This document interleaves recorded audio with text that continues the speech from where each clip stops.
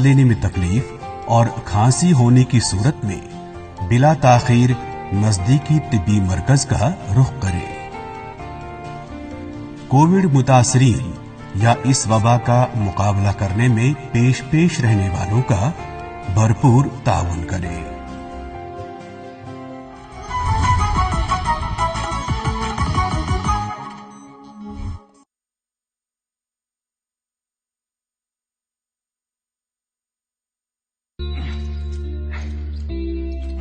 Got it. सोचिए, अगर असल जिंदगी में ऐसे हालात हो तो कितनी मुश्किलें होती हैं, लेकिन शुक्र है बैंकिंग के लिए नहीं। अगर आप 70 साल से ज्यादा के हो या माजूर हो तो बैंक आपको कुछ जरूरी बैंकिंग सहूलतें घर बैठे दे सकता है। आरबीआई कहता है, जानकार बनिए, चौकन्ने रहिए।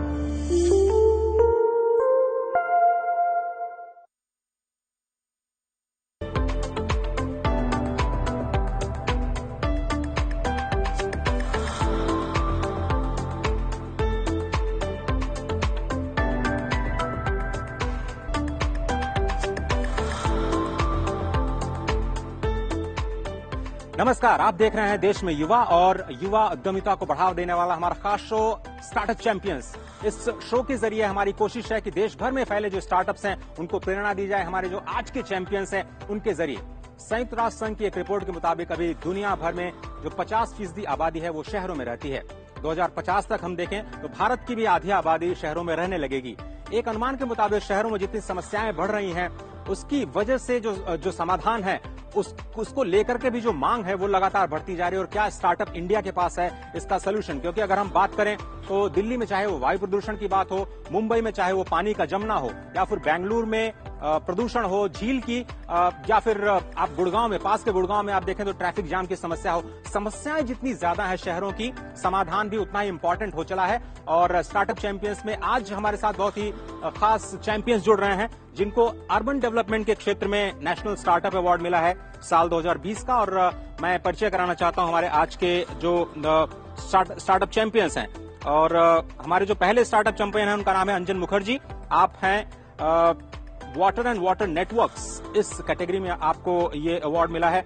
आपका बहुत बहुत धन्यवाद। टरल टेक सोल्यूशंस प्राइवेट लिमिटेड को आप रिप्रेजेंट करते हैं। बहुत बहुत शुक्रिया मुंबई से यहाँ पे पधारने के लिए। और हमारे आज के दूसरे जो स्टार्टअप हैं वो अनुज यादव जो कि डायरेक्टर हैं और सीईओ हैं सुकृति सोशल फाउंडेशन के, आपको बहुत बहुत धन्यवाद। और सतीश कुमार जी जो कि एसएनपीसी मशीन्स प्राइवेट लिमिटेड के हैं, आपको इस साल का जो स्टार्टअप अवार्ड मिला है, बहुत बहुत धन्यवाद आपका वक्त निकालने के लिए इस खास प्रोग्राम में। और साथ ही साथ हमारे साथ आज के जो मेंटोर हैं वो जुड़ रहे हैं। फाउंडर है अप्लाई फाई के और एंजल इन्वेस्टर भी हैं प्रोजेक्ट राउत साहब। बहुत बहुत धन्यवाद वक्त निकालने के लिए इस खास प्रोग्राम में। लेकिन इससे पहले कि हम इस चर्चा की शुरुआत करें, हम आपको बताना चाहते हैं कि जो स्मार्ट सिटी कॉन्सेप्ट है या फिर जो शहरों में समस्या है, चुनौतियां कितनी बड़ी हैं और क्या स्टार्टअप इंडिया के पास इसका समाधान है। प्रधानमंत्री का क्या कुछ विजन है शहरों को लेकर के, आइए देखते हैं हमारी ये स्पेशल रिपोर्ट। उसके बाद इस चर्चा पर वापस लौटते हैं।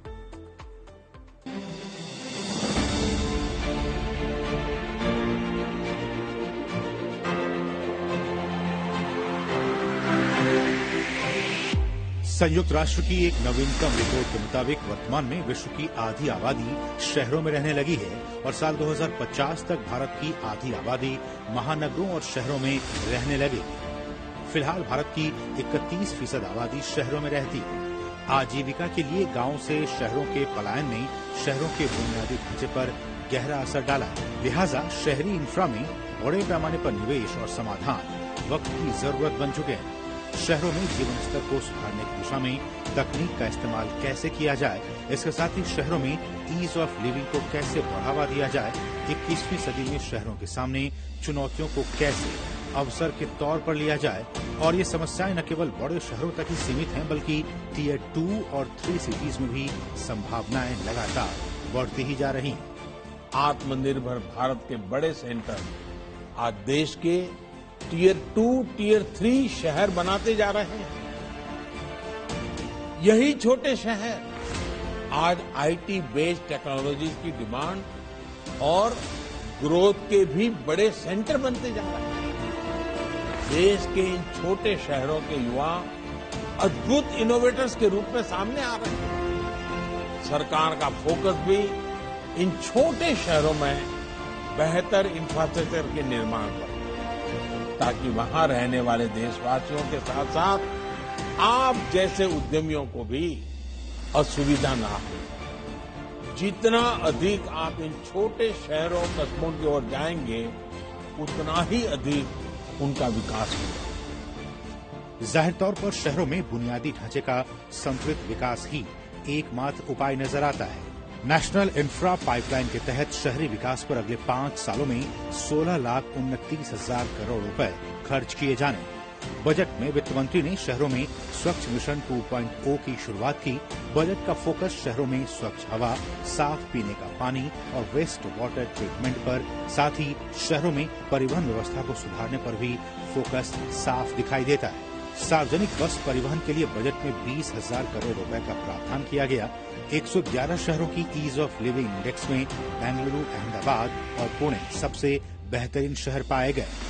शहरों को स्मार्ट बनाने के लिए न केवल तकनीक के इस्तेमाल पर फोकस जरूरी है, बल्कि बुनियादी ढांचे का विकास भविष्य की जरूरतों को ध्यान में रखकर किए जाने की भी जरूरत है। ऐसे में स्टार्टअप कंपनियों के लिए smart water supply system, smart power system, smart transport, waste management system जैसी सुविधाओं के साथ साथ इनोवेशन की भी असीम संभावनाओं के द्वार खुले हैं।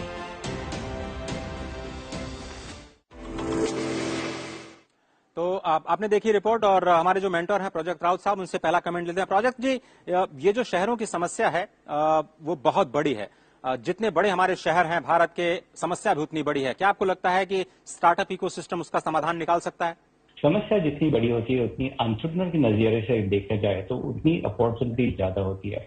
हमारे देश में अगर जैसे इंफ्रास्ट्रक्चर की समस्या है, हेल्थ केयर की समस्या है, एजुकेशन की समस्या है, ये सब समस्या है, मानते हैं समस्या है, बट इनका समाधान निकालने के लिए जहां टेक्नोलॉजी का हम यूज करते हैं, जहां पर एंटरप्रेन्योर्स और स्टार्टअप्स टेक्नोलॉजी का यूज करते हैं, उन समाधान का स्केल काफी बड़ा हो सकता है। मैनुअल जो समस्या है कि समाधान हम निकालते थे उसी मात्रा में, उसी लोकेलिटी में उसका उपयोग हो सकता था, बट टेक्नोलॉजी के माध्यम से जब भी हम एक समाधान निकालते हैं, उस टेक्नोलॉजी के उस सोल्यूशन को हम काफी ज्यादा स्केल में ले सकते हैं। अब देखते होंगे कि कहीं हमारे देश में अब कहीं भी सेक्टर लीजिए, कितने भी सेक्टर है, हेल्थ केयर हो गया, एजुकेशन हो गया, मैन्युफैक्चरिंग हो गया, स्मार्ट सिटीज का कॉन्सेप्ट आया हो, बट हमें इंडिया में प्रोग्रेस करने के लिए हर चीज को स्मार्ट करनी पड़ेगी। Smart finance, smart manufacturing, smart agriculture, smart transportation, smart education, और यही चीजें हैं जहां पर हमारे सारे ये जो नौजवान एंटरप्रेन्योर्स है, इन्हीं चीजों के ऊपर वो लोग फोकस कर रहे हैं। और कहीं कहीं छोटे छोटे शहरों में भी हमारे यहाँ पर काफी इनोवेटिव सॉल्यूशंस निकल के आ रहे हैं। तो हाँ जी, आपका जो सवाल है कि क्या हमारे स्टार्टअप इकोसिस्टम के पास इसके सवाल है, सवाल जरूर है हमारे पास। जी, राउत साहब मेरे साथ बने रहिए। मेरे साथ जो आज के 3 स्टार्टअप चैंपियंस हैं, उनकी कहानियां मैं दिखाता हूं और लगातार आपके पास आता रहूंगा उन पर फीडबैक के लिए और मेंटरिंग के लिए। बहुत धन्यवाद इस ओपनिंग कमेंट के लिए। तो आज अब हम चलते हैं हमारी जो पहली कहानी है उसकी तरफ। हमारी पहली कहानी है तरल टेक की। आपको मालूम होगा कि 16 करोड़ लोग हैं जिनको साफ पीने का पानी मौजूद नहीं है, जिनके पास बहुत सारी जो बीमारियां हैं, उसकी वजह से जो गांव में लोग हैं, अगर एक आंकड़ा सिर्फ मैं आपको दूं तो हर दिन 500 लोगों की मौत हो जाती है, अगले दिन का वो सूरज नहीं देख पाते हैं। कितनी गंभीर समस्या है। इस समस्या का कोई समाधान है? मुझे लगता है कि मुंबई के एक ऐसे ही एंटरप्रेन्योर हैं जिसको हम स्टार्टअप चैंपियन कह रहे हैं। आज तरल टेक की इस कहानी पर निगाह डालते हैं और उसके बाद आपको एक बहुत ही खूबसूरत चर्चा पर मैं ले चलूंगा। आइए देखते हैं कहानी तरल टेक की।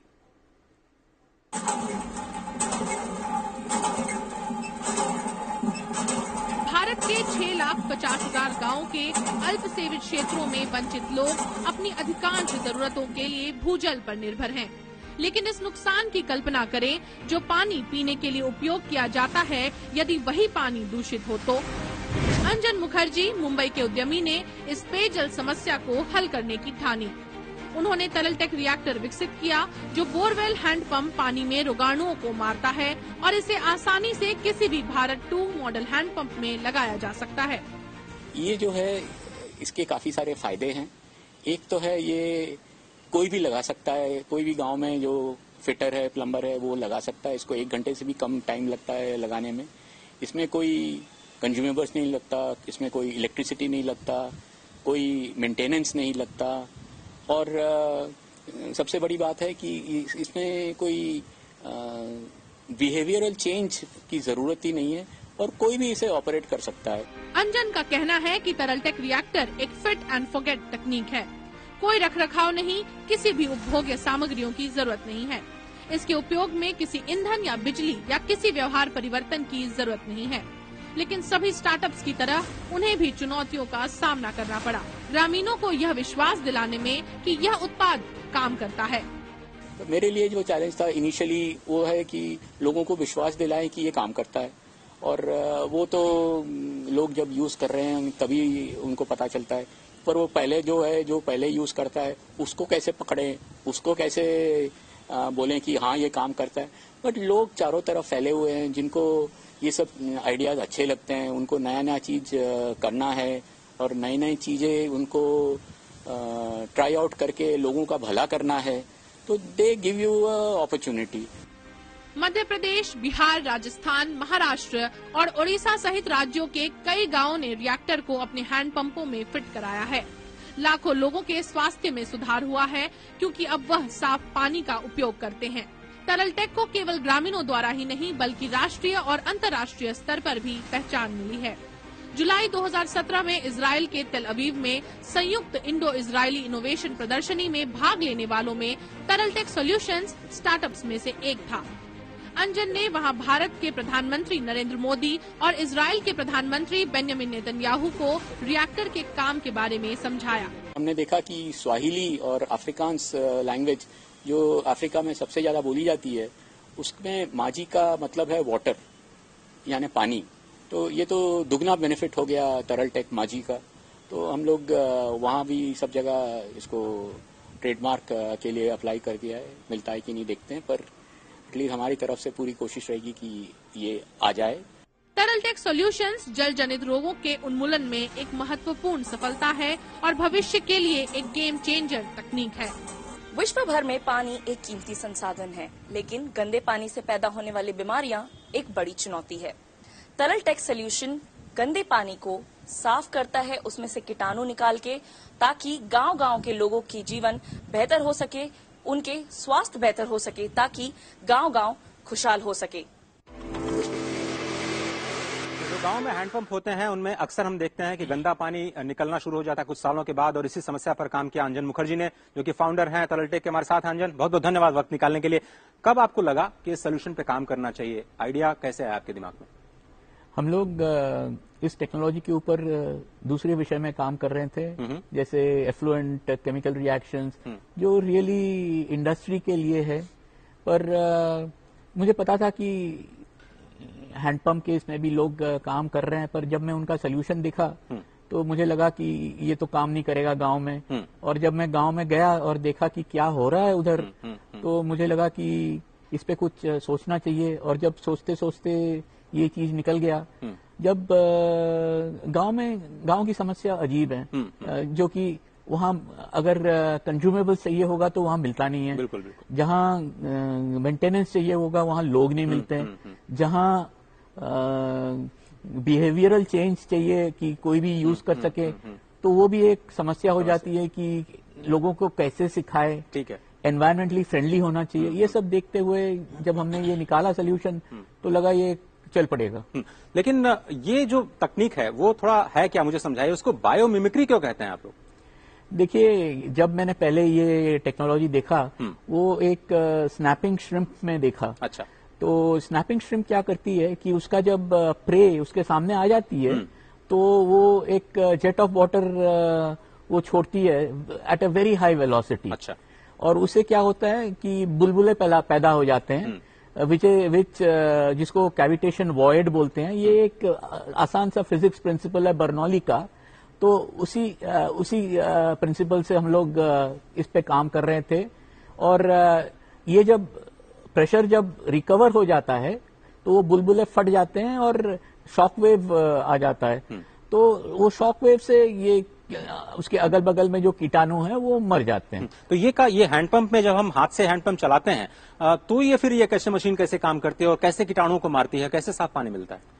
देखिए हम लोग जो राइजर पाइप है जिससे पानी ऊपर आता है, हाँ जी। तो उसके पाथ में हम लोग ये रिएक्टर लगा देते हैं और उसी में जब ये वॉइड्स हम लोग जेट्स ऑफ वाटर शूट करते हैं ताकि ये वॉइड्स सभी on the path of the fluid ये वॉइड्स फटते रहते हैं और शॉक वेव्स क्रिएट करते रहते हैं। और ये रिएक्टर काम करता है, थोड़ा सा जो आपने ये छोटी सी चीज इसमें लग जाती है, यही काम करती है जो आप कह रहे हैं। यही काम करती है। करोड़ों कीटाणुओं को मार देती है।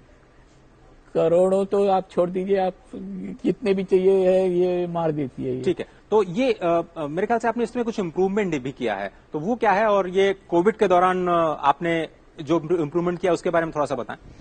या पहले तो हम लोग ये वाला करते थे, इसमें काफी सारे मेटल पार्ट्स थे जो सीएनसी मशीन में करना पड़ता था और प्रेसिशन मशीनिंग था, तो क्वालिटी कंट्रोल ये सब काफी सारा प्रॉब्लम था और वेट भी इसका काफी सारा है। तो ये कोविड के टाइम में कुछ तो कर नहीं सकते थे, तो हमने सोचा कि इसके बारे में कुछ काम करें और हम लोग engineering high technology engineering plastics पे काम करना शुरू कर दिया और ये निकल पड़ा उसी इसमें। पर एक चीज है कि कोविड के लिए हमें एक बहुत ही ज्यादा फायदा हो गया कि मुझे किसी को माइक्रोब्स के बारे में बताना नहीं पड़ता, सभी को पता चल सभी को पता है, सभी ने पीएचडी कर चुका है। लेकिन अंजन, ये एक बार आपने जब लगा दिया तो कितने समय तक हैंडपंप पे रहेगा, कितने समय बाद इसको बदलना पड़ेगा? इसको एकदम ही बदलना नहीं पड़ेगा, ये हैंडपंप के लाइफ से भी ज्यादा चल पड़ेगा क्योंकि इसके जो मटेरियल्स यूज की है वो बहुत ही स्ट्रांग है। इनफैक्ट ये मेटल से भी स्ट्रांग है, ये इंजीनियरिंग प्लास्टिक्स हैं। अच्छा, तो वो भी एक बड़ा इसी को तो कहते हैं कि सोल्यूशन जो आप लोग जिस पर काम करते हैं। अब मैं थोड़ा सा इसके बाजार के बारे में समझना चाहता हूं, कितने हैंडपंप्स हैं जिसमें आप इसको एक दिन फिटिंग कर सकते हैं और क्या भारत के बाहर भी आप बाजार देख रहे हैं? इंडिया में 1.3 करोड़ हैंडपंप है, पर देखिए ये इंडिया में तो 30 से 40 करोड़ लोग हैंडपंप से पानी पीते हैं, हैंडपंप का पानी पीते हैं। ठीक है। दुनिया भर में इसका 2 से 3 बिलियन लोग हैं जिससे ग्राउंड वाटर से पानी पीते हैं। तो इसका मार्केट बहुत ही बड़ा है और मोस्टली ये सब एक जो मॉडल है जो इंडिया मार्क 2 मॉडल बोलते हैं वही है। 90% से ज्यादा उसका वर्ल्ड में बाजार है। ठीक, अब मुझे बताइए कि अब नेक्स्ट स्टेज क्या है आपकी? टेक्नोलॉजी के बाद, हैंडपंप के बाद आप कैसे शहरों की जो समस्या है, जो पाइपलाइन के जरिए हम लोग पानी पीते हैं, उसकी समस्या कैसे सॉल्व करेंगे आप? सर उसके लिए भी यही टेक्नोलॉजी हम लोग यूज कर सकते हैं और उसका जो प्रोटोटाइप है वो भी एक्चुअली बन के तैयार है।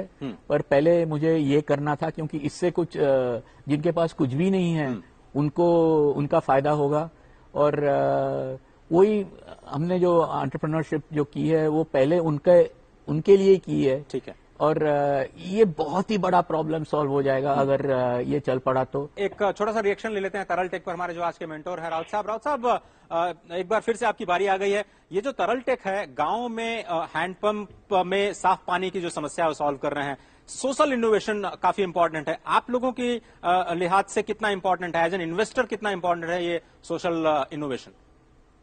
इन्वेस्टर का पर्सपेक्टिव एक थोड़ा साइड में रखे और 1 मिनट के बाद उसके ऊपर आते।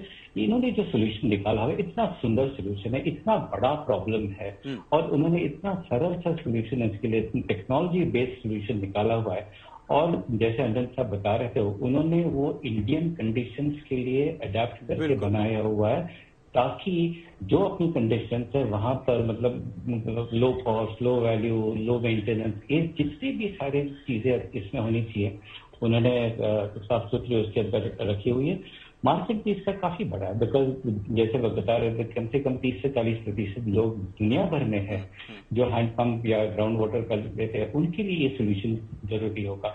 और जरूरी नहीं है कि ये रूरल इंडिया में ही यूज हो, ये जो वाटर प्यूरिफिकेशन टेक्नोलॉजी है वो कहीं भी अडेप्ट कर सकते हैं। जो अंजन साहब कर रहे हैं बहुत अच्छा है कि रूरल वहां पर ज्यादा जरूरत है, बट इनका मार्केट काफी रूरल में ही नहीं शहरों में भी, because this technology can be adapted for every other use case. बहुत ही हाई पोटेंशियल बिजनेस है ये। अंजन, आपकी वाइफ जो हमेशा आपके साथ रही, उन्होंने हमसे कुछ कहा है, आइए सुनते हैं। जब गाँव में बाद में गए तो पहले तो आके कुछ लोगों ने हमको बहुत डांटा, तो हम पहले थोड़ा सा मतलब ऐसे सरप्राइज हो गए कि हमको क्यों डांट रहे हैं। वो कहने लगे आपने हमारी बोरवेल में फिटिंग करी थी, आपने सभी में तब नहीं करी थी, उस पहली बार हम बस दो चार करके गए थे। तो कहने लगे कि दूसरों को बहुत जल्दी पता चल जाता है कि उस वाले बोरवेल में जो पानी है वो शुद्ध है, उसमें उधर वाले बच्चों को कुछ नहीं हो रहा है, तो सब आ जाते हैं लाइन में। तो कहने लगे हमको पहले आधे घंटे लाइन में रहना पड़ता था, अब 2-2 घंटे रहने पड़ते हैं। उसमें हमको बड़ा अच्छा लगा कि ये चीज समझाना बड़ा मुश्किल है, क्योंकि ये तो एक साइंस की क्रिया है, फिजिक्स है, बायोमिमिक्री है, ये सारी चीजें हम क्यों समझाएं गाँव वालों को। उनको इस चीज से मतलब है कि पानी से क्या फायदा हुआ, और तुरंत फायदा हुआ। उनको किसी तरह से उनकी वो जो करते हैं, जो बिहेवियर, उसमें कोई उनको बदलाव नहीं लाने पड़ी, जो पहले करते थे वही करना है। बहुत बहुत धन्यवाद वक्त निकालने के लिए। मुझे लगता है कि आपकी जिंदगी, आपका स्टार्टअप एक इंस्पिरेशन है बहुत सारे लोगों के लिए, और आप कई लाइफ्स को, कई सारी जिंदगियों को ऑलरेडी प्रभावित कर चुके हैं। ईश्वर आपको ढेर सारी शक्ति दे और आप ऐसे ही कुछ सॉल्यूशंस लेकर के आते रहें। एक छोटा सा ब्रेक लेते हैं। ब्रेक के बाद जब हम वापस आएंगे तो आज हम बात करें सोशल इनोवेशन की, और शहरों में जो समस्याएं हैं, स्टार्टअप्स कैसे नए नए सॉल्यूशंस लेकर के आए हैं। एक बहुत ही खूबसूरत कहानी है। ब्रेक के उस पार कहीं मत जाइए, आप देख रहे हैं स्टार्टअप चैंपियंस।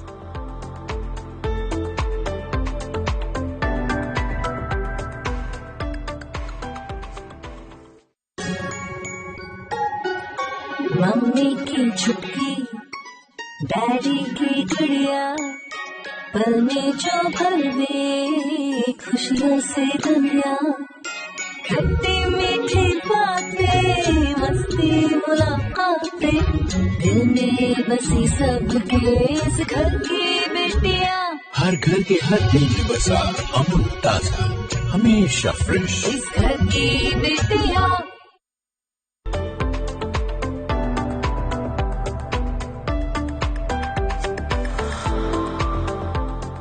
स्वागत है आपका एक बार फिर से। आप देख रहे हैं हमारा स्टार्टअप चैंपियन, और आज हम बात कर रहे हैं अर्बन सर्विसेज में जो हमारे स्टार्टअप चैंपियंस हैं, जिनको साल 2020 का नेशनल स्टार्टअप अवार्ड मिला है। और अब हमारी जो दूसरी कहानी है वो है सुकृति फाउंडेशन की। और सुकृति की अगर हम बात करें तो ये एक नॉन प्रॉफिट कंपनी है, नॉन प्रॉफिट स्टार्टअप। ऐसा इसलिए क्योंकि ये एक बहुत ही यूनिक चीज है कि एक नॉन प्रॉफिट वेंचर किस तरह से समस्याओं को सॉल्व करता है। कौन सी समस्या? अगर आप अपने घर में टॉयलेट यूज करते हैं तो कभी आपने सोचा कि उसका पानी कहां पर जाता है? अक्सर हम देखते होंगे कि हमारे घरों के सामने वो नालियों से बहता हुआ किसी न किसी तालाब में या फिर किसी नदी में जाकर के मिलता है। आपको लगता है कि कभी कभी ऐसा लगता है कि बारिश में कुछ इलाके ऐसे होते हैं जहां पर जो सीवेज का पानी होता है वो बाहर आ जाता है और आपको चलने में मुश्किल होती है। शहरों में एक कितनी बड़ी समस्या है।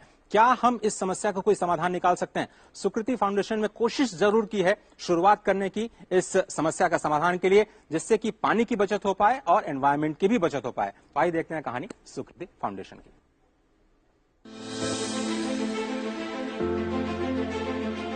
बुनियादी समस्याओं के लिए स्मार्ट समाधान खोजना वक्त की मांग है। पीएम मोदी का फोकस आम आदमी की रोजमर्रा की जरूरतों को पूरा करने के लिए तकनीक के बेहतर इस्तेमाल पर रहा है।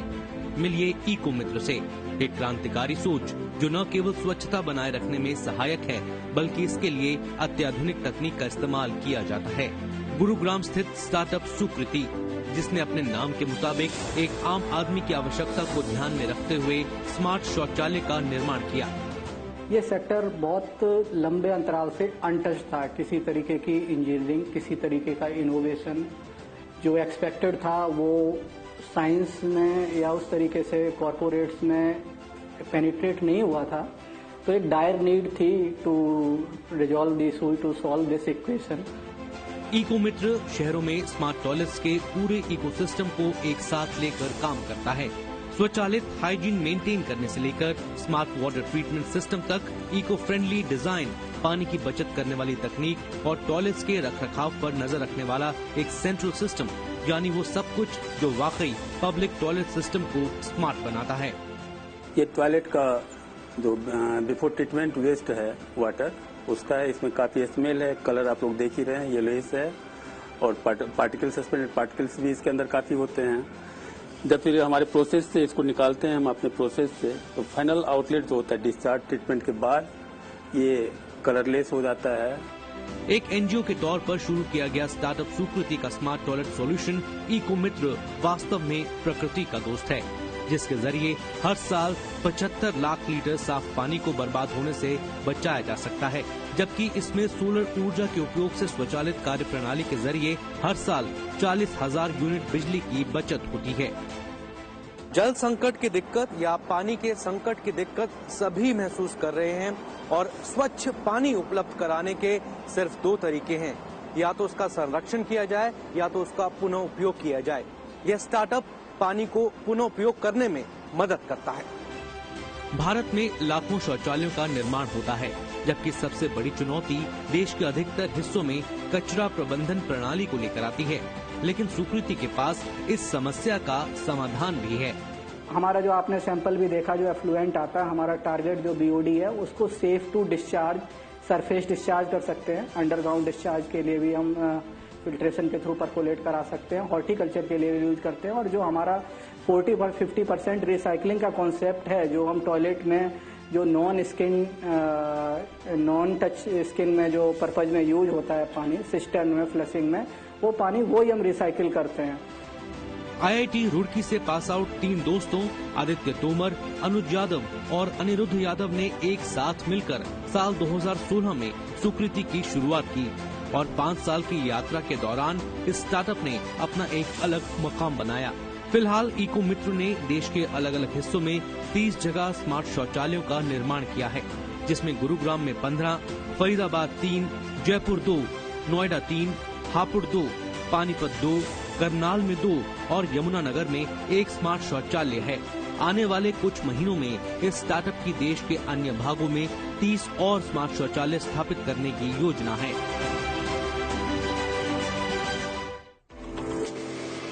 चलिए अब इस चर्चा पर वापस लौटते हैं। अनुज यादव हमारे साथ हैं, डायरेक्टर हैं, सीईओ हैं, बहुत धन्यवाद, फाउंडर हैं। ये 3 दोस्तों की कहानी, आईआईटी से आप लोग निकले और आपको लगा कि आपको स्मार्ट टॉयलेट्स पे काम करना चाहिए, ऐसा क्यों? जी, बहुत अच्छा सवाल है और काफी जगह ये पूछा जाता है। सबसे मजबूती वाली बात हमारी कंपनी के साथ, हमारे स्टार्टअप के साथ यही है कि हमारी टीम अच्छी थी। जो मानव संसाधन पे पैसा खर्च करने की जो शुरुआत में आवश्यकता होती है, वो लगभग न्यूनतम हो जा रही थी हमारी, और हम खुद अपने खर्चे मैनेज करके शुरुआत के 2-3 वर्ष जो संघर्ष के समय रहा है, उसमें हमने अच्छे से कर पाया है। एक छोटी सी घटना का भी मैं जिक्र करूंगा। एक तो इंटर्नशिप, हमारे फाउंडर दोस्त हैं, हमारे अनिरुद्ध यादव जी, विश्व स्वास्थ्य संगठन में जब उन्होंने इंटर्नशिप किया तो ये रियलाइज किया कि वाटर का सेगमेंट जो है अनटच्ड है और यहाँ पे काफी ज्यादा कार्य करने की जरूरत है। तकनीकी तौर पे इसमें काफी हद तक इनपुट दिया जा सकता है, और हम लोग सक्षम भी थे एजुकेशन, शिक्षा के तौर पे, और हम वो कर भी पा रहे थे। एक छोटी सी घटना जो हमें प्रभावित करती है, मेरा जो व्यक्तिगत मानना है, मेरी मम्मी जी अध्यापिका हैं और चुनाव आयोग में जब ड्यूटी लगती है, हम सभी लोग जानते हैं स्कूलों में ड्यूटी लगती है, एक दिन पहले ही विद्यालय पे पहुंचना होता है। वहाँ आर्मी भी सिक्योरिटी पर्सनल भी होते हैं, टीचर्स भी होते हैं, पीठासीन भी होता है, तो पूरा एक टीम होता है। अब सोचिए अगर वहाँ पे शौचालय नहीं है, बाथरूम नहीं है, आज से 10-15 वर्ष पूर्व, और ये मैं निरंतर, ये जो सुबह 4 बजे से फिर मम्मी को, क्योंकि वहाँ रुक नहीं पा रही थी, कोई छोड़ने जा रहा है दूरस्थ इलाके में जहाँ गूगल मैप भी काम नहीं कर रहा है ऐसे 10-15 वर्ष, तो कहीं ना कहीं आवश्यकता है ग्रामीण क्षेत्र में भी, शहरी क्षेत्र में भी, और शायद यही जरूरतें हैं जो अगर क्लिक कर जाएं तो हम शायद किसी आइडिया को एक अच्छे लेवल तक लेके जा सकते हैं। और उसमें हमने मेहनत की है और हमारी टीम मजबूत थी, संगठन मजबूत था। हमें शुरुआत के 4-5 वर्ष काफी संघर्ष करना पड़ा। इंडियन ऑयल ने भी हमें सहयोग किया। इसके अनुसंधान के लिए हमें लगभग तकरीबन 2.25 करोड़ का ग्रांट भी मिला। हम लोगों ने अच्छे से काम किया है और आज पायलट पे कमर्शियल की तरफ मूव भी करा रहे हैं हमें, और काफी एडवांसमेंट में हम आज की स्टेज में मजबूत हैं और अच्छे से कर पाएंगे। चलिए, तो एक बार फिर से मैं बधाई देता हूं आपको इस अवार्ड के लिए। ये बताइए कि ये जो सॉल्यूशंस हैं उसमें 3-4 सॉल्यूशंस मुझे दिखाई दे रहे हैं। आप सोलर सिस्टम लगा रहे हैं, उसके साथ में एनवायरमेंट को प्रोटेक्ट करने के लिए आप वाटर रिसाइकिल भी कर रहे हैं और स्मार्ट भी बना रहे हैं। तो ये तीनों चीज का मिक्स कैसे किया आप लोगों ने? जनरली क्या होता है, किसी हम पार्टिकुलर प्रॉब्लम पे कोई पार्टी काम करती है और उस पे एक हाफ कुक्ड सॉल्यूशन निकल के आता है। बट इंटीग्रेटेड सॉल्यूशन करने के लिए हमारा ये था कि हमें एक सतत इकाई मिले जिसमें ऊर्जा की दृष्टि से पानी का रीयूज हो सके, पुनर्उपयोग हो सके। सोलर से हमारा सारा जितना भी यूनिट का कंजप्शन आ रहा था, जो miniature version of treatment plant हमारा लगा हुआ है, जो लगभग 50-60-70% तक पानी ऑन साइट ट्रीट करके रीयूज कर पा रहा, वो फुल्ली ऑटोमेटेड रहे। अगर कोई दिक्कत भी आती है, वो एक इंटीग्रेटेड प्लेटफॉर्म पे कंट्रोल मेंटेनेंस टीम को ट्रिगर भी चला जाए। इस तरीके का जो इंटीग्रेटेड सॉल्यूशन की एक बार अगर कोई भी गवर्नमेंट बॉडी हुई या फिर कोई भी अपना व्यक्तिगत तौर पे हम देखें, हम कोई पैसा खर्च करते हैं घर पे या कोई एक सुविधा लेना चाह रहे हैं तो हम चाहते हैं तो हम तकरीबन उम्मीद करते हैं कम से कम कुछ सालों तक वो चले। ऐसा नहीं है कि आज मैंने लगाया और कल कुछ प्रॉब्लम आ रही है, वहां वो चीज फेलियर की कैटेगरी में चली जाती है। तो हमारा इंटीग्रेटेड अप्रोच रहा है शुरुआत से, और हमारी टीम अच्छी थी इलेक्ट्रॉनिक्स बैकग्राउंड से, सिविल बैकग्राउंड से और बायोकेमिकल इंजीनियरिंग से, और हमारी टीम बहुत अच्छी रही है। इस बार से हम पूरा एक बृहद दायरा हमारा रहा है और हम उसको कर पाने में सक्षम रहे हैं। तो अनुज, हम आपकी कैपेसिटी जानना चाहते हैं। अगर आपको स्मार्ट सोल्यूशन में मिसाल के तौर पर प्रयागराज से ये कहा जाए कि आपको 1000 टॉयलेट्स का निर्माण करना है, क्या आपकी कैपेसिटी है कि आप कर सकते हैं? जो अभी करंटली मॉडल जो आप वीडियो में अभी देख रहे थे, जो ये मॉडल है ये हमारा ब्रिक वर्क पे तो नहीं है, लेकिन माइवन शटरिंग को यूज करके कंस्ट्रक्शन का जो पहलू है उसमें हमें 80% टाइम वही लगता है। अगर ये हम आउटसोर्स कर दें तो इसका दायरा भी बड़ा है। लेकिन जो आपका प्रश्न है, जैसे कभी कुंभ ऑर्गेनाइज हो रहा है या कहीं मेले हो रहे हैं या कोई इवेंट हो रहे हैं, तो वहां हम पोर्टेबल सॉल्यूशंस की तरफ मूव कर रहे हैं और बहुत जल्दी हम इस सॉल्यूशन के साथ भी आएंगे। टेक्नोलॉजी सेम रहेगी, बट जो एस्थेटिकली सुपर स्ट्रक्चर वाला पार्ट है we will change it and we will demonstrate to the people and government agencies. Costing की बात करें तो एक पूरे शौचालय को बनाने में करीब औसतन कितनी कॉस्ट आएगी? इसका क्या होता है कि हमें एस्थेटिकली और क्या हमारा टारगेट सेगमेंट है, वो जो भी कीमत खर्च करना चाह रहा है एस्थेटिकली, फ्लोरिंग, टाइल और फिक्सचर, माउंटिंग सारा, क्योंकि ये बहुत वाइड रेंज वैरायटी हमारी अवेलेबल है मार्केट में। हम ये बोलते हैं उसके ऊपर हमें जो फुल्ली ऑटोमेशन प्लेटफॉर्म पे ले जाने के लिए लगभग तकरीबन 20 से 25% कॉस्ट हमारी एक्सीड करेगी। लाइक अगर कोई काम आप 5 लाख में करवाना चाह रहे हैं तो उसका तकरीबन सवा गुना और कॉस्ट बढ़ के आ जाएगी। तो हम फुल्ली ऑटोमेटेड स्मार्ट सॉल्यूशन हम प्रपोज कर पाएंगे और कर पाएंगे। तो आपके कुछ यूजर्स हैं, उनका क्या रिएक्शन है, एक बार निगाह डाल लेते हैं, आइए सुनते हैं। एक्चुअली ये पब्लिक टॉयलेट जो मैंने यहाँ यूज किया इस पेट्रोल पंप पे, मतलब मैंने इस तरह के बहुत सारे टॉयलेट्स यूज किए हैं दिल्ली एरिया में, अलग अलग एरियाज में, लेकिन जिस तरह का साफ सफाई और खूबसूरती और सुंदरता का ख्याल यहाँ रखा गया है, मतलब ऐसी साफ सफाई मैंने किसी और पब्लिक टॉयलेट में नहीं देखी है। जो सिस्टम इनका है फीडबैक लेने का यूजर से ताकि भविष्य में सुधार कर सकें अपने सिस्टम में, उस तरीके का मुझे नहीं लगता कि मैंने कहीं देखा है। तो होपफुली ये आगे फ्यूचर में और अच्छा मुझे देखने को मिलेगा जगह जगह। और दूसरी बात यह है कि जो सेंसर टेक्नोलॉजी यहाँ मुझे दिख रहा होता है, मुझे एक्चुअली सेंसर ही नहीं दिख रहा कहीं। तो मेरे लिए वो एक अलग एक्सपीरियंस है कि मेरे को चीज होती दिखे लेकिन मुझे पता नहीं वो कहाँ से हो रही है। अनुज, आपने देखा ये तो एक वॉइस थी, अब एक जो यूज कर रहे हैं इस सुविधा को। आईओसी का आपने जिक्र किया और अब चूंकि आप एक नॉन प्रॉफिट एंटिटी हैं और आईओसी के ग्रांट ने भी काफी मदद की है, आइए सुनते हैं कि आईओसी के डायरेक्टर साहब ने क्या कहा है इस पूरे सिस्टम के बारे में। हम इनके प्रोडक्ट और उत्पाद के विकास के लिए 2017 से सीधे सुकृति की टीम के साथ काम कर रहे हैं। हमने प्रूफ ऑफ कंसेप्ट के विकास के लिए हमारे स्टार्टअप फंड के तहत लगभग 2,74,00,000 रुपए मंजूर किए हैं अभी तक। जो हमने शुरू किया था तब सुकृति के पास 10 सदस्य थे उनकी टीम में, जो अब बढ़कर 45 से ज्यादा हो चुके हैं। वर्तमान में हम पूरे उत्तर भारत में अपने रिटेल फ्यूलिंग स्टेशंस पर एक व्यापक फील्ड ट्रायल उनके उत्पाद का कर रहे हैं। अब तक इन शौचालयों का सतत विकास और हमारे दृष्टिकोण के साथ साथ हमारे ग्राहकों पर बहुत ही पॉजिटिव इम्पैक्ट हुआ है, बहुत ही सकारात्मक प्रभाव पड़ा है। और हमें उम्मीद है कि हम इस प्रोडक्ट के तहत, इस उत्पाद के साथ में हम अच्छी पहचान बना सकेंगे। हम उनके अत्यंत उज्जवल और सफल भविष्य की कामना करते हैं। चलिए, तो ये जो सोशल इनोवेशन एक तरह से है उसका भी एक पार्ट है और सीएसआर की तरफ ये जो आईओसीएल है उन्होंने इनकी मदद की। लेकिन आज के जो हमारे जो मेंटर हैं उनको एक बार फिर से लाते हैं हमारी मेंट्रोल वॉल पे। राउत साहब, ये सोल्यूशन जो है उसके बारे में आप क्या कहेंगे? सुकृति का जो एक स्मार्ट टॉयलेट की तरफ अपने कदम बढ़ा रहे हैं, मुझे लगता है कि स्मार्ट सिटी कॉन्सेप्ट में जिसका शुरुआत में आपने जिक्र किया था, काफी इंपॉर्टेंट रोल है। एब्सोल्युटली, जो भी सोल्यूशन एक बड़े प्रॉब्लम को, जो अपने देश में काफी समस्यादायक प्रॉब्लम है, इसको जो सॉल्व करता है, उस बिजनेस का और उस कॉन्सेप्ट का हमेशा काफी पोटेंशियल रहेगा। इन्होंने बहुत सुंदर सोल्यूशन किया हुआ है। ऑलरेडी प्रूफ ऑफ कॉन्सेप्ट लगा मार्केट में उतार के उन्होंने 30 solution already on the ground किए हुए हैं। आपने बहुत अच्छा एक सोल्यूशन सवाल पूछा था उनको कि आपकी कैपेसिटी कितनी है। मैं इनको कहना चाहूंगा कि जिस प्रोडक्ट एक अच्छा प्रोडक्ट और उसके अराउंड जो अच्छा बिजनेस होता है, वो दो अलग अलग कॉन्सेप्ट्स होते हैं। एक प्रोडक्ट बनाया है इन्होंने अच्छा, अभी इसके अराउंड इनको बहुत अच्छा बिजनेस बनाना है। अगला टारगेट 30 नहीं, उनको देखना है कि अगला टारगेट 30,000 कैसे किया जाए, 1 साल 2 साल 3 साल 4 साल जितने भी लगे, उसके लिए उनको they will have to think in terms of how to make this possible. उसके लिए production, distribution, marketing, customer support, ये सारी चीजें होती है, इसके ऊपर उनको ध्यान देना होगा। बिल्कुल सही कहा आपने, और जो मार्केट एक्सेस है वो काफी इंपॉर्टेंट है। अनुज, मेरा अंतिम सवाल आपसे, इसके बाद अगर आपको एक बड़ी फंडिंग मिलती है तो आप किस चीज पर फोकस करेंगे और कैसे मार्केट एक्सेस पे जाएंगे, जिसका जिक्र हमारे मेंटोर कर रहे हैं? जी, इसका हमारा जो स्मार्ट सिटीज, अभी जो 100 स्मार्ट सिटीज जो डेवलपिंग है, इसमें टेंडर के थ्रू प्रोसेस में और हमें जो स्टार्टअप इंजेक्शन मिल रहा है, तो हम उसमें पेनिट्रेट करेंगे और लो कॉस्ट सॉल्यूशन जो हमारा पोर्टेबल भी हो सकता है, कम्युनिटी स्कूल्स और हॉस्पिटल्स के लिए, जो रूरल एरियाज के लिए लाएंगे, और उसको और ज्यादा वाइड रीच तक जाते जाते, देखिए समझिए बायोलॉजिकल सिस्टम है, उड़ीसा में भी सेम काम करे, जम्मू में भी सेम काम करे, इसका बाजार तो बहुत बड़ा है। क्या आप इसको रिटेल में आप इसको अप्लाई कर सकते हैं? अगर मैं अपने फ्लैट में आपको कहता हूं कि ये सोल्यूशन दीजिए, क्या आप कर सकते हैं? अगर उसका आर्किटेक्चर हमारे हिसाब से टू बिगिन विद 0 स्टेज में ही अगर हमें इंक्लूड कर लिया जाता है, then we can provide, otherwise it is difficult to implement it at this moment.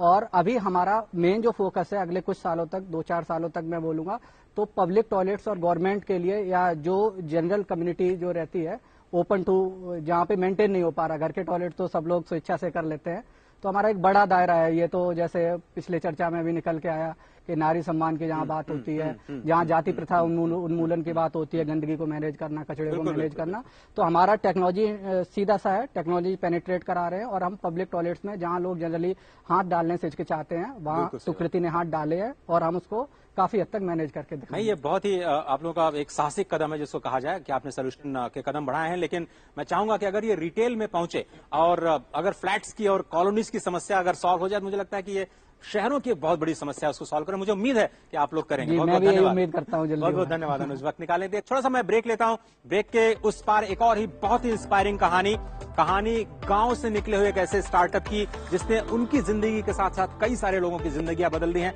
आप देख रहे हैं स्टार्टअप चैंपियन। कहीं मत जाइए, क्योंकि बहुत ही इंटरेस्टिंग कहानी ब्रेक के उस पार आपका इंतजार कर रही है।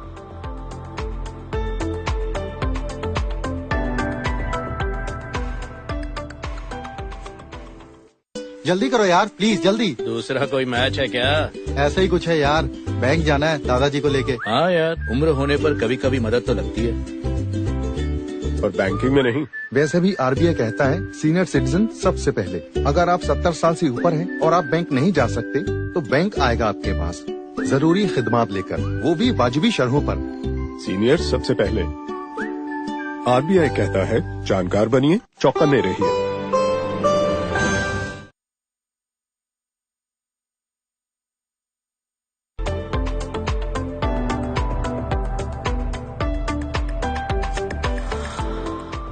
स्वागत है आप सभी का एक बार फिर से। आप देख रहे हैं स्टार्टअप चैंपियंस। आज हम बात कर रहे हैं अर्बन सर्विसेज की, और आज की हमारी तीसरी और अंतिम कहानी बहुत ही इंस्पायरिंग है।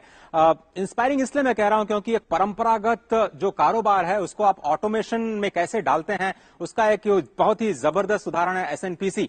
पहले हम कहानी आपको दिखाते हैं, कहानी से आपको बहुत कुछ समझ में आ जाएगा कि ये किस समस्या का समाधान कर रहे हैं और क्यों इंपॉर्टेंट है आज की भागती दौड़ती दुनिया में, खासतौर पर शहरों के। आइए देखते हैं कहानी एसएनपीसी मशीन्स की।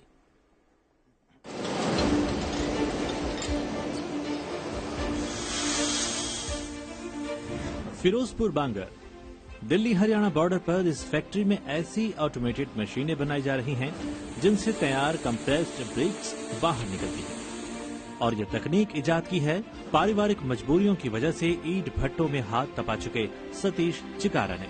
सतीश का कहना है कि आवश्यकता ही आविष्कार की जननी है। हमें सुनने में आया था 1600 ईस्वी में टर्की में ईंट का आविष्कार हुआ था, तब से लेकर आज तक ये खाली मैनुअल चलता रहा है। आने वाली पीढ़ी पिछली पीढ़ी को देखकर जाने वाली को इसी तरह मैनुअल करती आई। तो वहां से हमने एक मन बनाया, सभी हमारे मित्र थे, भाई थे, पूरा परिवार साथ था, और हमने ये काम शुरू किया। इसमें हमने 2007 से 2014 तक एक्सपेरिमेंट करते रहे, फेल होते रहे। फेल होने का मतलब है हमें कुछ सीखने को मिला। और उसके बाद 2014 में हमें इस पे कामयाबी पाई है। सतीश की इस मोबाइल मेकिंग ब्रिक मशीन को न सिर्फ पेटेंट हासिल है बल्कि स्टार्टअप चैंपियन का खिताब भी। और अब SNPC कंपनी का अगले 2 साल का रोड मैप भी तैयार है। ये वीडियो उज्बेकिस्तान के समरकंद इलाके का है और आप देख सकते हैं शान के साथ मेक इन इंडिया का शेर ईंटें बनाते हुए SNPC की मशीन पर दिखाई दे रहा है। SNPC के जो फाउंडर्स और को फाउंडर्स हैं उनका प्लान है कि अगले 2 सालों में सेंट्रल एशिया और अफ्रीका के देशों में एक्सपैंड किया जाए। और क्यों नहीं, वहां जरूरत भी है और हमारी टेक्नोलॉजी भी वहां पर पुरजोर तरीके से काम करेगी। वहाँ पे अगर हम देखेंगे तो सबसे बड़ी बात ये कि गवर्नमेंट भी वहाँ पे जो बेघर लोग हैं वहाँ पे एक हाउसिंग डेवलपमेंट का काम चल रहा है। सेंट्रल एशिया हो गया या अफ्रीकन कंट्रीज हो गई, जहाँ पे उनको सबसे ज्यादा जो जरूरत है वो ईंटों की है। और ईंटें वहाँ पे बनाने के लिए आज तक कोई भी ऐसी मशीन गई नहीं है जिसको ऑटोमेशन के थ्रू ईंटें बना सकें। वहाँ पे भी अगर हम देखेंगे भारत की तरह हाथों से ईंटें बनाई जाती हैं जो कि डिमांड से बहुत ज्यादा कम बन पाती हैं। इसलिए वहाँ पे हमको ऐसा लगा कि हाँ, ये मशीन अगर हो तो कम समय में ज्यादा से ज्यादा ईंटें और कॉस्ट सेविंग के साथ, कम लागत के साथ बनाई जा सकती हैं।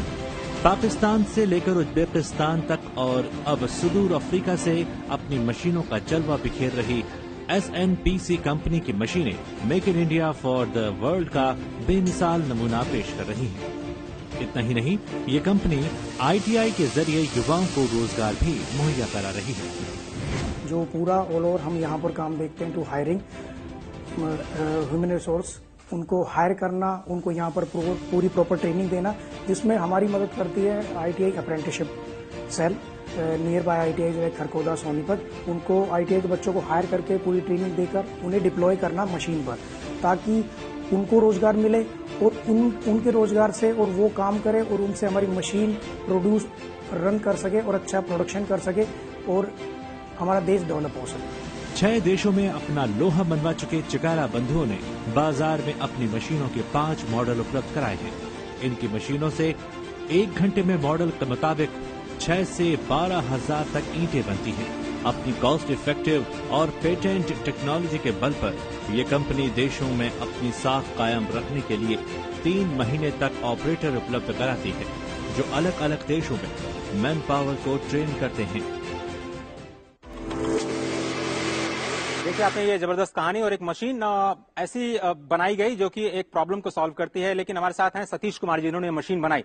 सतीश जी दिल्ली के बिल्कुल पास सटे एक हरियाणा के एक गांव से हैं। सतीश जी, आपने तो बहुत बड़ी पढ़ाई भी नहीं की, फिर ये कैसे 7 साल कैसे गुजरे आपके, जिसका जिक्र आपने अभी स्टोरी में किया कि वो 2007 से 2014 तक, उसके बारे में थोड़ा सा बताएं। 2007 में हमने झज्जर डिस्ट्रिक्ट में भट्ठा लगाया था। वहाँ समस्या थी, एक तो लेबर नहीं मिल रही थी, दूसरी समस्या थी मिलती थी तो महंगी मिलती थी, उसको कोई भी दूसरे लोग ले जाते थे। कंपटीशन का दौर है बिल्कुल। और उस दौरान हमें काफी सारा घाटा हुआ था।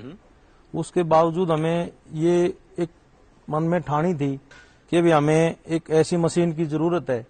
और हमने पिछली गए हुए कल को देखा कि भाई इसमें आज तक कोई आया क्यों नहीं है। 2007 में हमने इसका काम शुरू किया था और 2014 तक हम इस काम में रहे हैं।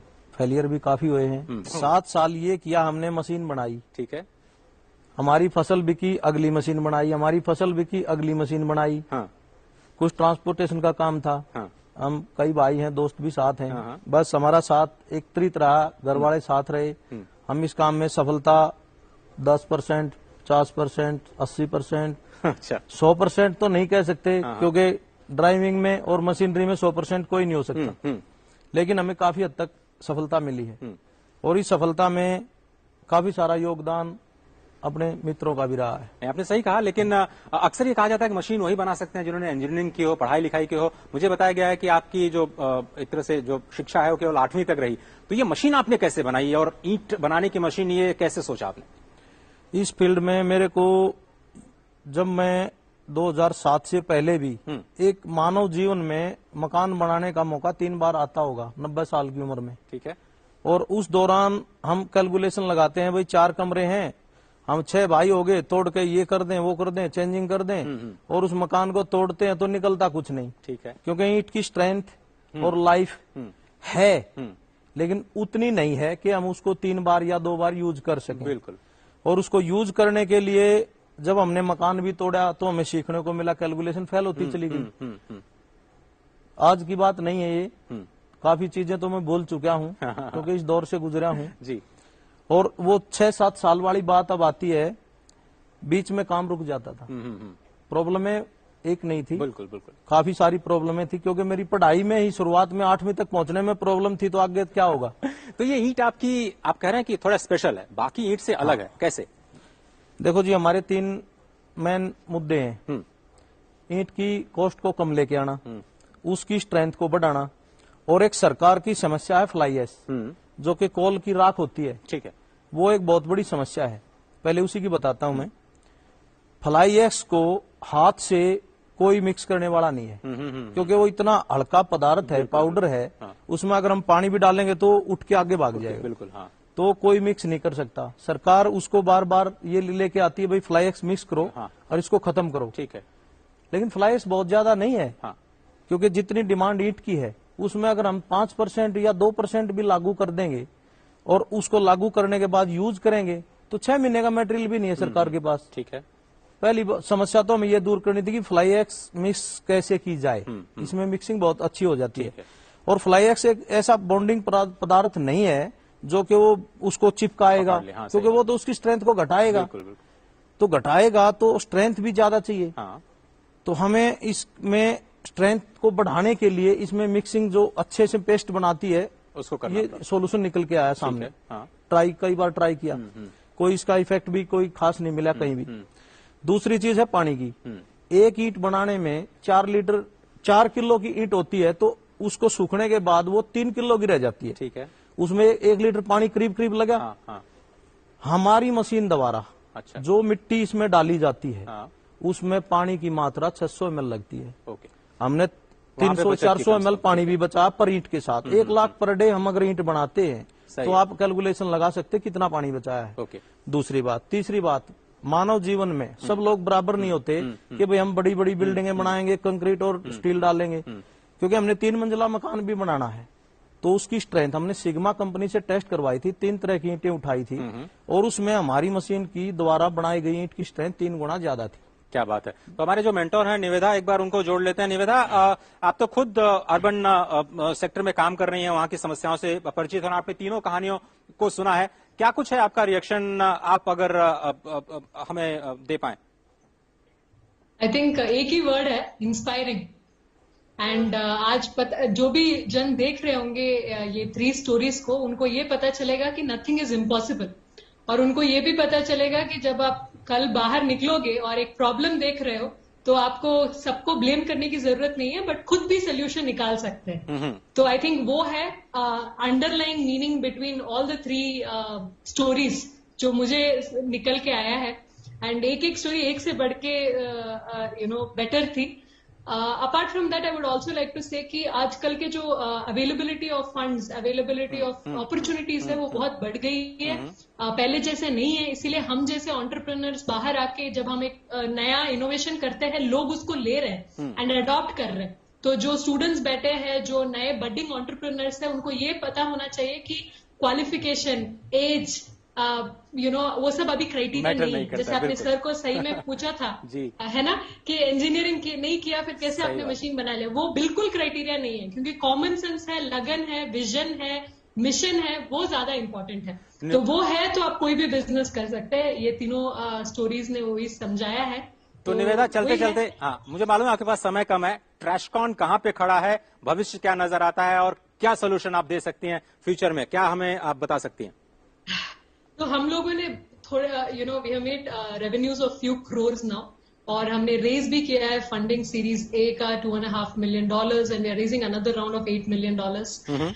That's about revenues. अभी हम जहां खड़े हैं, मैंने जैसे बोला है 25,000 टन्स ऑफ वेस्ट हम इंडिया से हर साल निकाल रहे हैं। We are ensuring that it does not go to the landfills, और 6 कंट्रीज में हम लॉन्च कर रहे हैं। And the hope is that 5 साल बाद 1/4 of India's waste will not end up going to the landfills। वो हमारा ड्रीम है। और एक सबसे बड़ी विजन, आई थिंक हम सारे एंटरप्रेन्योर्स के पास भी एक विजन होगा जो आपको 7 साल, 10 साल, 20 साल आपके साथ रहेगा सारे फेलियर्स में। हमारा भी एक है कि मैं 20 साल बाद जब अपने फ्यूचर जनरेशन को एक स्टोरी बोलूंगी कि बेटा एक जमाने में कचरा हुआ करता था, और मेरी बेटी बोलती है मम्मा कचरा क्या है, वो हमारा विजन है, और ऐसा ही विजन से हम आगे बढ़ सकते हैं। निवेदा बहुत बहुत धन्यवाद, और मुझे लगता है आप थोड़ी सी इमोशनल भी हो गई इस बात को कहते कहते। बहुत शुक्रिया वक्त देने के लिए, और मुझे लगता है आप लोगों की कहानियों से जो हमारी जो नई पीढ़ी है वो जरूर इंस्पायर होगी और प्रभावित होगी। बहुत बहुत धन्यवाद वक्त निकालने के लिए। क्या वाकई लगता है कि अब वो it is a critical time, it is high time जब आप इंडियन इकोसिस्टम को, इंडियन स्टार्टअप इकोसिस्टम को सपोर्ट कर सकते हैं? एब्सोल्युटली, ये तीनों जो कहानियां थी जिसमें इनोवेशन की मात्रा इतनी है, बहुत ज्यादा इनोवेशन इन्होंने, जो रिलेवेंट इनोवेशन जिसको कहते हैं, इनोवेशन की not just for the name sec innovation, but जहां पर उन्होंने स्पेसिफिक प्रॉब्लम देखी, हर जो एंटरप्रेन्योर देखी, उन्होंने एक अपना लाइफ एक्सपीरियंस में जो प्रॉब्लम उन्होंने फेस किया था उसका सोल्यूशन निकालने के लिए उन्होंने एक बहुत बड़ा इनोवेशन किया हुआ है। जो लास्ट इन्होंने जो मशीन का बताया था, the brick making machine, there is no reason why this company cannot be as big as a JCB और Hyundai और L&T और any of the large heavy machine making company. इनकी सोच ऐसे होनी चाहिए कि ना कि मैं काफी ज्यादा मात्रा में मशीन बनाओ, but you can be A dominating brand of heavy machinery in the world. Raut साहब बहुत धन्यवाद। और मेरी उम्मीद यह है कि आप जो इस प्लेटफॉर्म के जरिए जो भी स्टार्टअप चैंपियंस उभर कर आज देश के सामने आया है, आप जैसे मेंटर्स भी उनके साथ इंटरेक्ट करेंगे, उन्हें थोड़ा सा प्रोत्साहित करेंगे, और जहां पर उनकी गाड़ी रुकती है उसको संभालने की कोशिश करेंगे। आपका बहुत बहुत धन्यवाद इस मेंटरशिप के लिए इस खास प्रोग्राम में। तो फिलहाल अगर हम देखें तो ये जो हमारे ऑडियंस हैं, अब रैपिड फायर राउंड में एक एक सवाल ले लेते हैं। नमस्कार सर, मेरा नाम देवर्षि है। सर मेरा सवाल है, जो आपका तरल टेक प्रोडक्ट है वो ऐसे हमें ये पता है कि माइक्रो न्यूट्रिएंट्स को तो कर देता है, मार देता है जो गंदे होते हैं, पर जो पानी में एसेंशियल न्यूट्रिएंट्स है क्या वो उन्हें भी कैंसल आउट कर देता है या वो बनाए रखता है? हाँ जी, एसेंशियल न्यूट्रिएंट्स में कुछ नहीं करता, ये सिर्फ कीटाणु मारता है, और वो भी जो कीटाणु जो हानिकारक होता है, क्योंकि जो हानिकारक होता है उसके जो आउटर शेल होते हैं वो बहुत सॉफ्ट होते हैं, और शरीर के अंदर जाके वही निकल के उसके अंदर जो गट है वो निकल के डायरिया, कॉलेरा, टाइफाइड बनाते हैं। जो हार्ड है, जिसके शेल हार्ड है, वो तो अंदर जाके वो निकल ही जाता है, वो उसको हम लोग कुछ नहीं करते हैं। तो मतलब एक काफी कॉम्प्लेक्स साइंस है, लेकिन इतना आसानी से हो जाता है कि आपको पता नहीं चलता है। अगला सवाल लेते हैं, कौन सवाल करना चाह रहा है? जी मैडम। सर मेरा सवाल ये है कि जब आइडिया होता है, उसका इम्प्लीमेंटेशन होता है, सक्सेसफुल होने में वक्त लगता है और बहुत सारे फेलियर्स भी फेस करने पड़ते हैं। थ्रू आउट द जर्नी आपके पीछे आपकी टीम भी है, कभी ऐसा होता होगा कि आपके कोई टीम मेंबर या गिव अप वाली स्टेज आती होगी, तो आपने कैसे अपने आप को और अपने टीम मेंबर्स को प्रोत्साहित रखा थ्रू आउट दी जर्नी? ये बहुत एक अच्छा क्वेश्चन है, और 70-80% टाइम एक बार टेक्नोलॉजी हर्डल सॉल्व हो गई 2-3 साल के वर्षों में, तो आज की डेट में यही लंबा चैलेंज है कि मैन पावर को मैनेज करना, उनसे इंटरेक्ट करना, तो उनके साथ जाके बैठ के, और हमारा जो लास्ट पॉइंट है, जैसे क्या ना टेक्नोलॉजी में भी सैनिटेशन सिट को सबसे लास्ट में ट्रीट करते हैं ना, और उसको ट्रीट करने वाले को, सफाई कर्मी को भी सबसे लास्ट में ट्रीट करते हैं। ऐसे हमारी श्रेणी में भी जो अंतिम पायदान पे खड़ा व्यक्ति है वो भी हमारे लिए महत्वपूर्ण है। तो जब भी मेरी साइट विजिट होती है तो मेरी उम्मीद रहती है मैं उसके साथ चाय बैठ के पी के आऊं।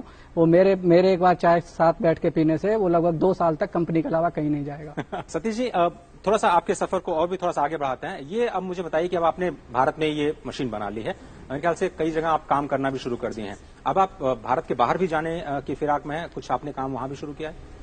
जी बिल्कुल, क्योंकि हम 6 देशों में पहले ही एक्सपोर्ट कर चुके हैं, और कोरोना की वजह से हमारी कुछ डिले हुई है। कई ब्रोदर ने बताया था जो बाहर का देखते हैं कि भाई कई कंट्री ऐसे हैं, उनके जो गवर्नर हैं उनसे भी मीटिंग हो चुकी है, 4000 फ्लैट कहीं बनने हैं। अच्छा। मैं एग्जैक्ट नहीं बता सकता क्योंकि मेरे को ज्यादा बाहर का मालूम नहीं है, मैं R&D में ज्यादा रहता हूँ। लेकिन काफी भविष्य है। पहले तो देश को देखेंगे, ईंट को सस्ता लेके आना है, स्ट्रांग लेके आना है और अवेलेबल कराना है। बिल्कुल सही कहा आपने, और यही प्रॉब्लम है जिसको सॉल्व करने की जरूरत है। हाउसिंग फॉर ऑल अगर हम कहें कि बड़ा चैलेंज है उसको सॉल्व करने के लिए। आपके परिवार वालों ने हमसे कुछ कहा है, एक बार सुन लेते हैं उनको। आइए।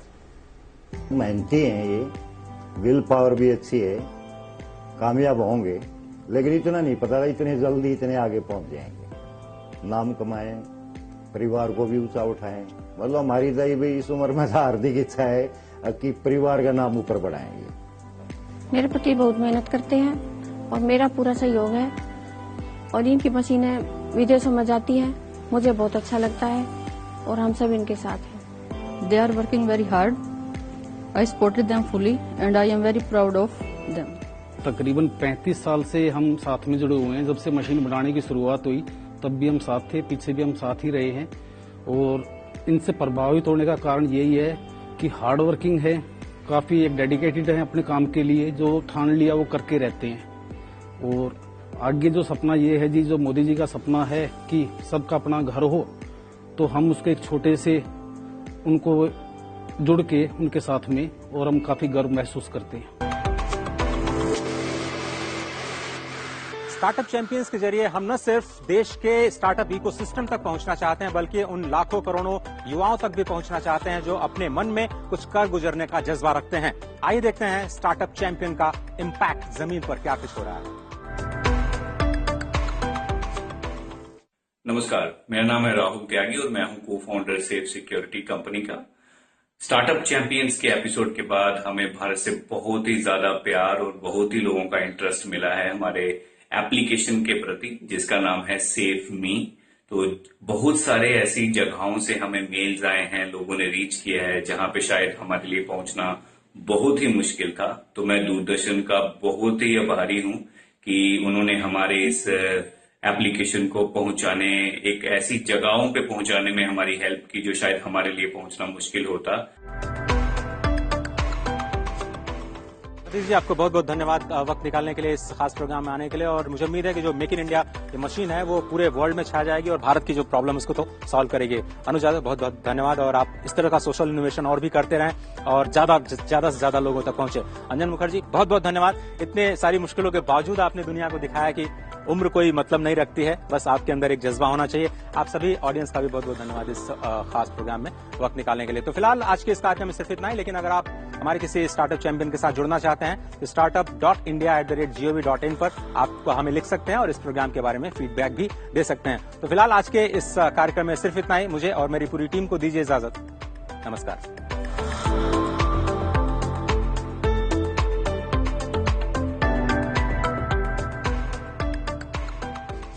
इस कार्यक्रम के प्रायोजक